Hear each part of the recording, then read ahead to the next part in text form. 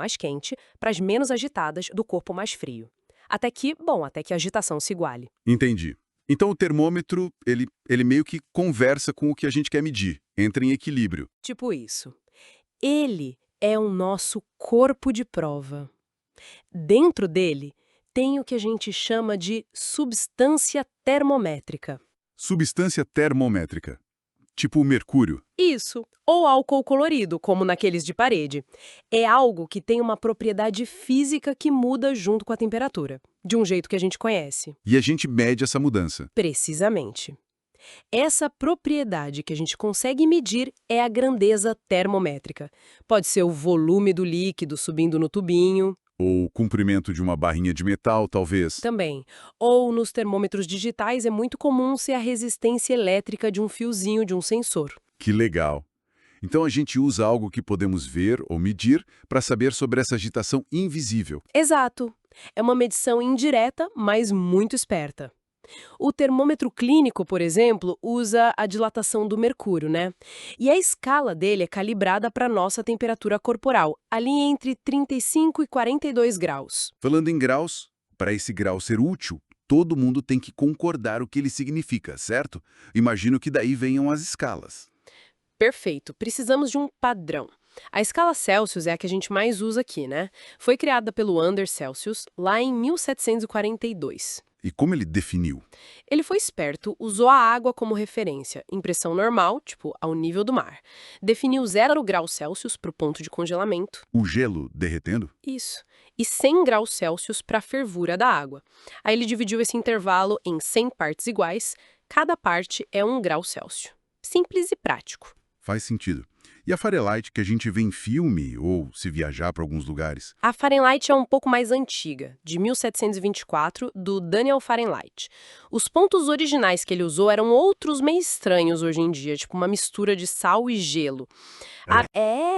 Mas hoje, para comparar, ela é definida pelos mesmos pontos da água.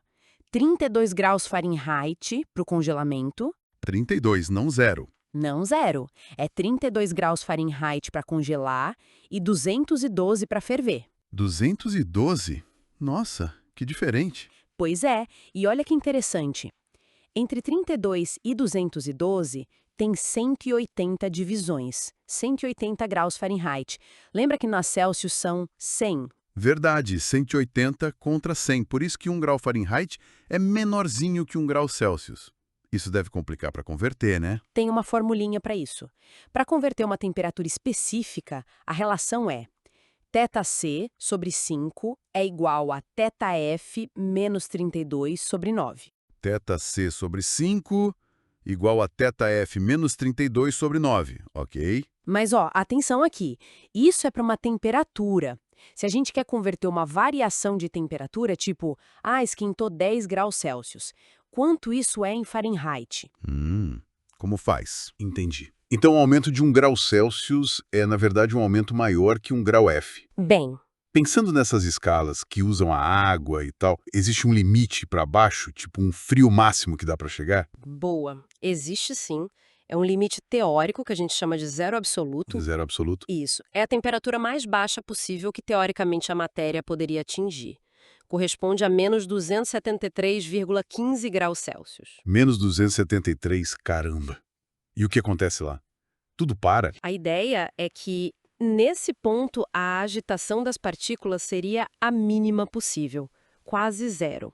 Não que pare totalmente por questões quânticas, mas a energia de movimento, a energia cinética delas, seria a menor possível. E quem sacou isso? Foi o Lord Kelvin, um físico super importante. Ele estava estudando gases e percebeu que, extrapolando os dados, a energia das moléculas parecia zerar nessa temperatura de menos 273,15 graus Celsius. Não o volume do gás, que era uma ideia anterior mais estranha, mas a energia de movimento mesmo. Isso levou a mais uma escala, a Kelvin. Exatamente. A escala Kelvin, que a gente chama também de escala absoluta, ela começa nesse zero absoluto, que é o 0 Kelvin, sem o grau, viu? Só Kelvin. Essa, 0K. Isso, e o tamanho do degrau Kelvin é o mesmo do grau Celsius. Ou seja, se a temperatura sobe 1 Kelvin, ela também sobe 1 grau Celsius. Ah, isso facilita. Então, para converter Celsius para Kelvin, É só somar 273. Tecnicamente 273,15, mas para a maioria dos casos 273 está ótimo. Então, T maiúsculo de temperatura absoluta em Kelvin é igual a θ, a temperatura em Celsius, mais 273. T de K igual a θ em graus Celsius mais 273. Legal. E a vantagem dela? A grande vantagem é que a escala Kelvin está diretamente ligada à energia das partículas. O zero dela realmente significa o mínimo de energia. É mais fundamental fisicamente falando. Uau! Que viagem, hein? A gente começou com a sensação de quente e frio. Passamos pela ideia de temperatura como agitação. Vimos como medir usando o equilíbrio térmico e os termômetros, com as substâncias e grandezas termométricas. Aí padronizamos com as escalas Celsius, Fahrenheit, entendemos as conversões e a diferença importante para a variação. E chegamos no limite do frio, o zero absoluto, e na escala Kelvin. Exatamente. Acho que o ponto central é esse. A temperatura é como a gente, no mundo grande, mede o que acontece no mundo minúsculo das partículas. E as escalas são as ferramentas para fazer isso de forma objetiva. Muito bom. Fica então uma coisa para a gente pensar, né? Se a temperatura mede a agitação média das partículas, o que isso quer dizer sobre a energia de uma partícula específica num instante qualquer? E como aquela nossa sensação inicial de que o metal era mais frio, que pode enganar, se compara com essa busca por uma medida física objetiva da energia. Ótima reflexão para fechar. Dá pano para manga, né?